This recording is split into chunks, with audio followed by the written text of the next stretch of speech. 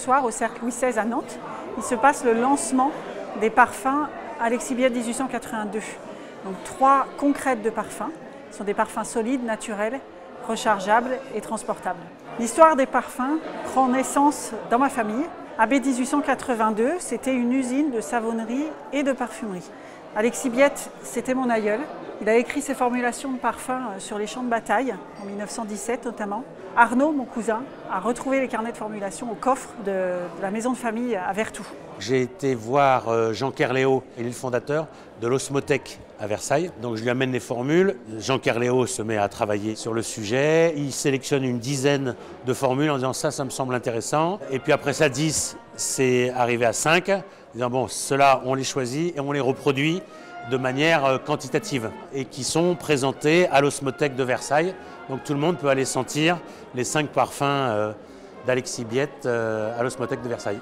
Moi j'adore l'histoire de la parfumerie, je trouve ça tellement magnifique. Il y a tellement de choses à raconter et de pouvoir voir les formules écrites à la main, de pouvoir sentir les parfums qui avaient été créés. J'ai trouvé que c'était juste un trésor qu'il fallait absolument faire renaître. Le challenge justement, c'était de fonder notre marque sur l'histoire d'Alexibiette, mais de l'ancrer dans le XXIe siècle, de travailler avec des matières premières magnifiques, d'avoir une démarche consciente, c'est-à-dire que chaque élément du produit, on le veut beau, donc on essaye dans toutes les étapes, le sourcing, le packaging, les matières premières, les partenaires, d'allier éthique et humanité aussi. Et on a des partenaires qui sont formidables et ça c'est une grande richesse.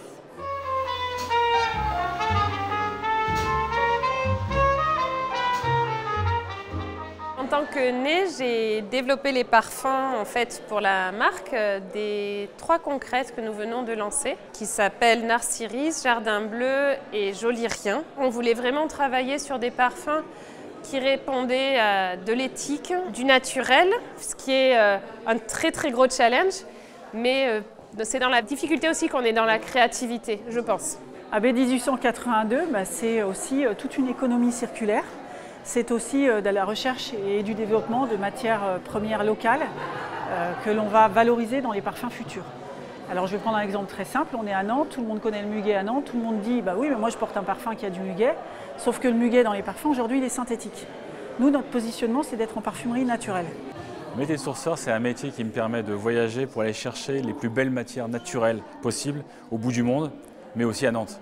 Donc c'est un métier qui met en relation les producteurs de plantes à parfum et puis les parfumeurs. Donc je fais en fait ce lien entre les deux, ce pont entre les deux.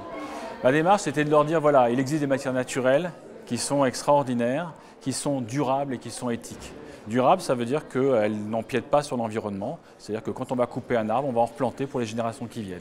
Elles sont éthiques parce que les producteurs qui vont récolter ces matières ou qui vont les transformer vont gagner leur vie avec ces matières-là. Ça, c'est les 2 principes de fonctionnement de la société. Et pour Biette, l'idée, c'est de se dire, mais ok, j'ai été chercher au bout du monde ces matières.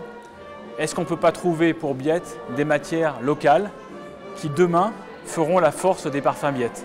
Et donc, je suis allé à la rencontre de nouvelles matières sur le lac de Grandlieu, la Jussy, le muguet de Nantes, bien évidemment, et puis le travail sur les camélias, puisque Nantes était la capitale du camélia. La transformation du muguet, où tout le monde a dit c'est une fleur muette, eh bien, on l'a fait parler. Donc l'intérêt de ce type d'aventure, c'est de se dire que tout est possible et qu'à un moment donné, si on passe un peu sur des transformations ancestrales, sur des matières où on dit c'est pas possible et qu'on y arrive, on est super content.